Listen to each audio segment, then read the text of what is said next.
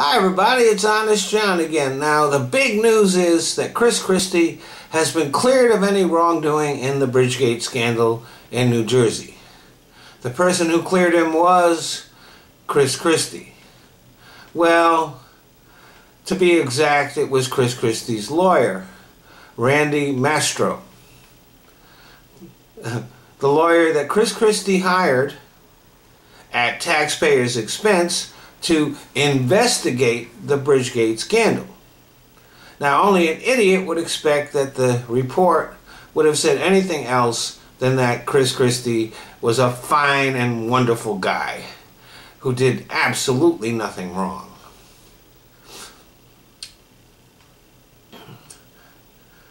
But this is not the end of the scandal. This is not the final investigation. There are other lawyers not hired by Christie who are looking at this, like the lawyers for the state legislature and the U.S. Attorney's Office. And they might have something different to say when all is said and done. See, Christie's lawyer was not involved in a trial. And this was not sworn testimony. This was his investigation and a report. But there was no obligation for Christie's lawyer to tell the truth. No trial. He was not acting as an officer of the court. His only obligation was to zealously represent his client's interests. So Christie and his lawyer were completely free to put anything they wanted in the report. If it were a trial or something like that, then there's certain restrictions placed on lawyers. They still have to represent their client zealously, but they're not allowed to, like, introduce false testimony or false evidence or suborn perjury, any of that kind of thing. So this report came out, and it says that Christie is a great guy.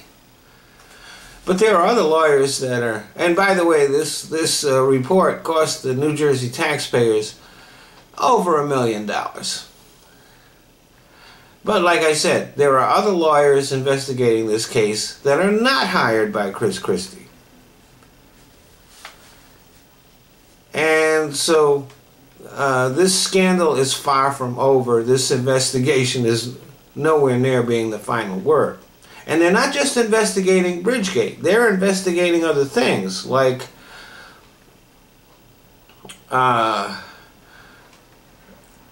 Christie administration's handling of the money that was sent to New Jersey that was supposed to be used for recovery from Hurricane Sandy. We know already that people in New Jersey who had legitimate rights to that money were denied their claims. We know that they were forced to jump through all kinds of hoops and to go here and go there and fill out this form and fill out that form and go crazy, and then oops, you didn't fill out this form that we didn't tell you you had to fill out, so your claim is denied. And so while people sit in trailers waiting for money that should have been sent to them months ago, Christie used that money for what was supposedly a tourism ad, but looked suspiciously like a Christie campaign video. And it just did happen to be during the re-election campaign. And we also know that for some reason or another, while these people were waiting for their money that they were legally entitled to have, this money was being spent on projects that had nothing to do with recovery from Sandy. And then there is David Samson, the guy who Christie appointed to head the New Jersey Port Authority. Now this guy is got conflicts of interest up the ass. And we know that since he has taken his position, now this is stuff that everybody knows without there being anything probed. Wait till the lawyers get in there.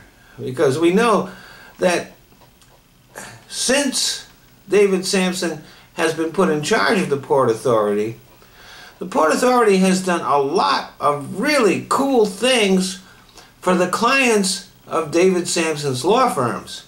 Unfortunately, those cool things that they've done for those clients happen to really be at the expense of the citizens of New Jersey. Now, these scandals have not gotten the kind of publicity so far that the Bridgegate scandal got. But it's the kind of stuff that not only will derail someone's presidential ambitions, this is the kind of stuff that sends people to prison.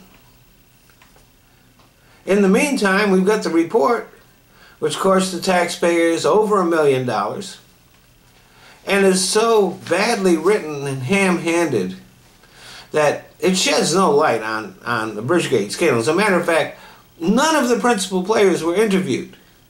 Not the people who ordered it or the people who knew about it, or the people who were targets of it. None of them were interviewed. The lawyer says that he read millions of documents and he interviewed other people, but none of that, or very little of it, is actually in the report. The only thing the report is going to do is to provide lots of material for people like Jon Stewart and Seth Meyers and Steve Colbert and Jimmy Fallon and all the other late night people, and for comics like me who like to do shit like this on YouTube.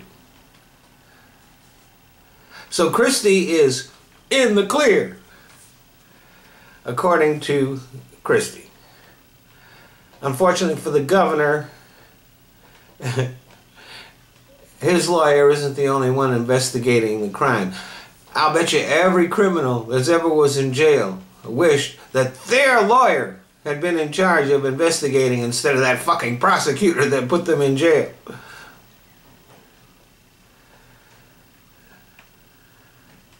So they'll do their thing, and we'll see what their conclusions are.